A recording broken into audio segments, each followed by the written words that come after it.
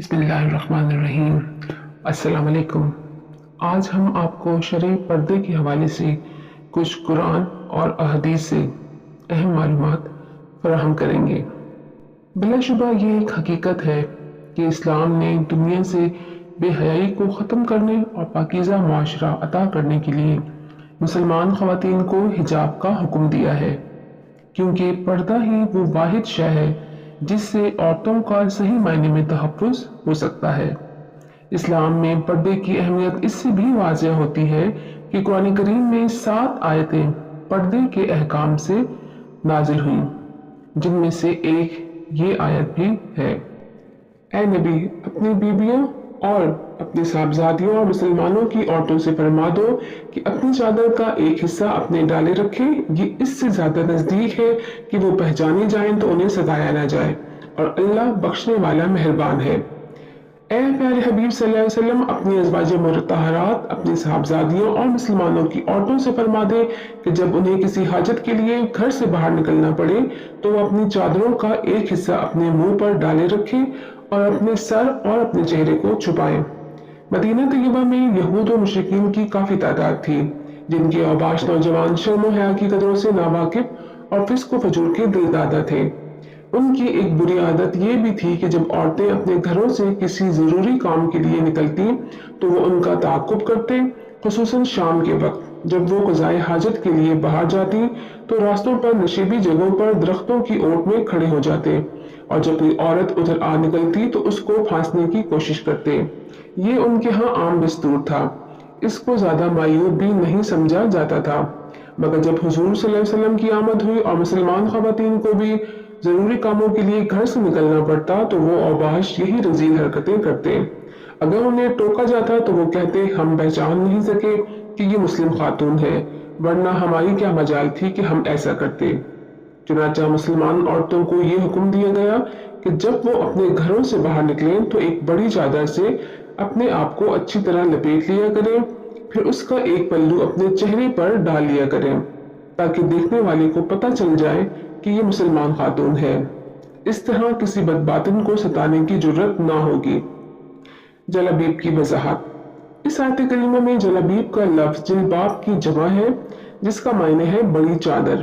ایک قول کے مطابق مراد وہ کپڑا ہے جسے عورت اپنے کپڑوں کے اوپر پہنتی ہے۔ تفسیر ابن کثیر میں ہے کہ جلباب وہ چادر ہے جو دوپٹے کے اوپر اوڑھی جاتی ہے۔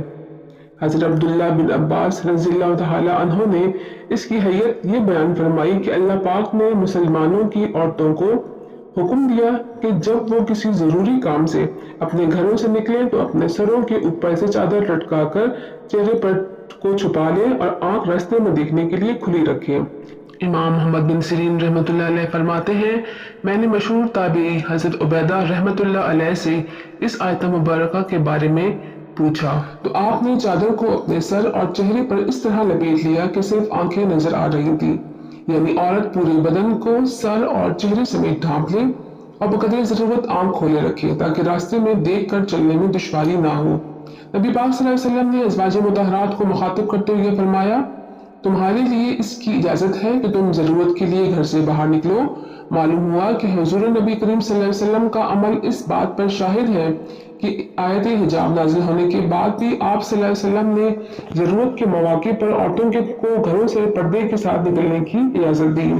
اسی طرح حج و عمرے کے لیے ازواج مطہرات کا آپ صلی اللہ علیہ وسلم کے ساتھ جانا بھی احادیث صحیحہ سے ثابت ہے، جیسا کہ حضرت عائشہ رضی اللہ عنہا فرماتی ہیں، ہم حضور صلی اللہ علیہ وسلم کے ساتھ سفر حج میں حالت احرام میں تھی۔ جب ہمارے پاس سے سوار گزرتے تو ہم اپنی چادروں کو اپنے سروں سے لٹکا کر چہرے کے سامنے کر لیتی اور جب وہ گزر جاتے تو ہم چہرہ کھول لیتے۔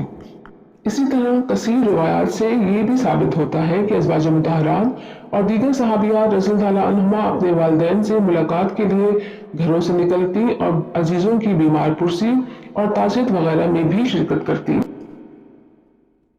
لیکن یاد رکھیے، جب وہ گھروں سے نکلا کرتی تھیں تو موٹی اور لمبی چادریں لپیٹ کر نکلتی، کیونکہ فطرت کا تقاضا ہے کہ جو چیز قیمتی ہوتی ہے اس کے خفیہ اور پوشیدہ رکھا جاتا ہے، جیسے کہ قرآن کریم اور خانہ کعبہ پر غلاف ان کی عزت اور حرمت کے سبب ہے۔ اسی طرح پردہ بھی عورت کی حرمت کو ظاہر کرتا ہے۔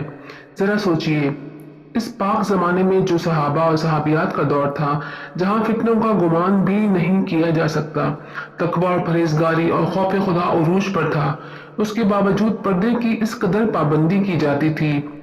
اور آج اتنی صدیاں گزرنے کے بعد جبکہ گناہوں کا سلسلہ عروج پر ہے، فتنوں اور فیشن کی بھرمار اور بدنگاہیوں کے بازار ہر طرف گرم ہیں، ایسے عالم میں موجودہ زمانے کی عورتوں کو پردے کی کس قدر حاجت ہوگی؟